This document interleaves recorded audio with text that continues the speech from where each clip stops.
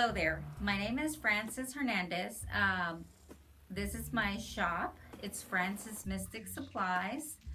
Um, you can kind of look around, and I do various things from anywhere from tarot card reading to limpias, which are cleansings. I also do houses that have some kind of a spirit, whether it's good or bad. I do cleansings of homes. I also do cleansings of business that are in trouble. Business as for maybe there's a history behind the place and it needs to be cleansed. I'm also doing, I'm doing a lot of paranormal work now. These are good. And I also have the coyote tooth inside of them. This is good so that way it protects you from getting pulled over by the police, or it also helps you so you don't get in a car wreck. So this is something that I carry for protection. I also have herbs for a variety of things, and incense, teas, sulfur. And I also carry some healing objects. The alligator claw is real popular, and that is for people that gamble, go to casinos, play lotto. The alligator claw is very popular for that. Okay, and I have a bunch of incense. We also have necklaces, like the 7 African Powers.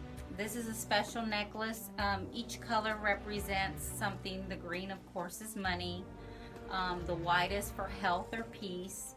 The orange is for happiness. So each one represents something different. And these necklaces are all part of the 7 African Powers. They all represent one of the 7 African Powers. Okay, we have our spiritual waters. Whether it's for love, to reverse something somebody's done, for protection, for money, for good luck. Also carry sage, which is good for cleansing, and sweetgrass. The sage is used to take negative energy out of a place or a room, and then you would use the sweetgrass to bring in the positive energy into the place or room after you've saged. I also carry, these are called copas. They're powdered eggshell, but in a form of a chalk. These are good for protection. I use a lot of this. This is part of Santeria for protection of maybe children who aren't baptized, or someone that's being haunted by a spirit or some other entity. And then I have amulets, talismans for love. There's a seal of Venus, which is for love. And I also have amulets that I prepare myself and make for love. At this shop for about 4 years. So I've been doing this for a living for 4 years, but I've actually been doing it since I was 9 years, and I'm about to be 48 now. When I was 9 years old, I had an aunt that practiced witchcraft. So just say I kind of inherited some of her knowledge. But I also had a Catholic, her sister was very Catholic, so I'm kind of caught between the two. But pretty much since I was 9 years old. I've had, I'll start with that first, is I went for a house cleansing, and I was told it was a house cleansing, but it turned out that the woman was possessed by 9 spirits. Well, 9 demonic spirits. When I got there, I had done the cleansing, the house cleansing. When I got to her and started doing her personal cleansing, I saw that she had purple circles at the bottom of her feet. Those are portholes. And I started to throw holy water on her, and I started to anoint her with holy oil. You could see her back and see the entities, or the demonic entities, that were trying to, you could see it almost like you would a baby. You could see the feet and the arms and looked like elbows, but there were 9 of them. And she was screaming, and when she would open her mouth, it was black.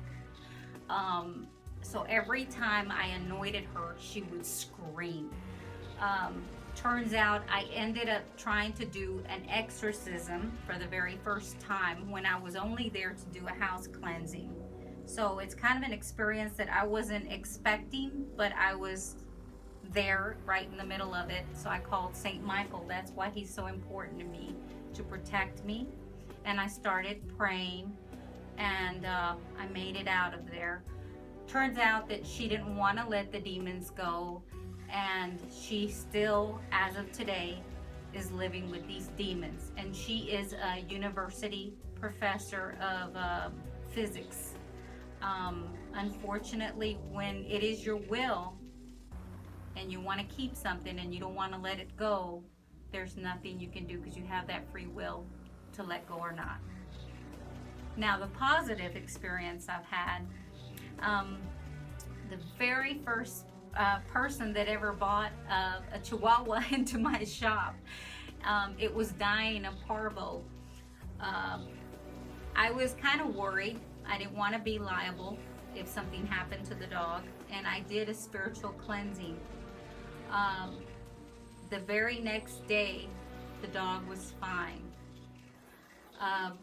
It was so rewarding because I didn't know what was going to happen. But with a lot of prayer, and I think God heard my prayers for this dog, because the woman was so attached and the child was so attached to this dog, I think it made a big difference. And it was so rewarding to find out that this little Chihuahua made it out alive. But it's the reward of the job that's positive experience for me, when something goes right and I've helped someone and I see positive results of it. I'm gonna go into the second room. I have all my religious stuff and cleansing stuff in the front of the store, but I have another side that I'm about to explain to you. So, like the sign says, enter if you dare, up here.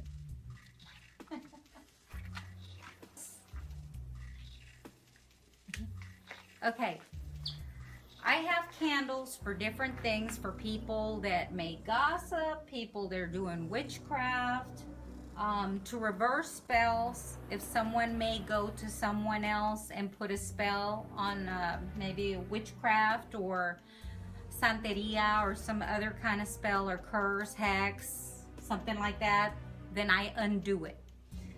Garlic for protection. I also have a candle that I check for spirits or entities, whether it's a negative type of evil entity, or maybe it's just the ghost that's haunting the house. These two wooden statues, I came across one of the cases I was working on.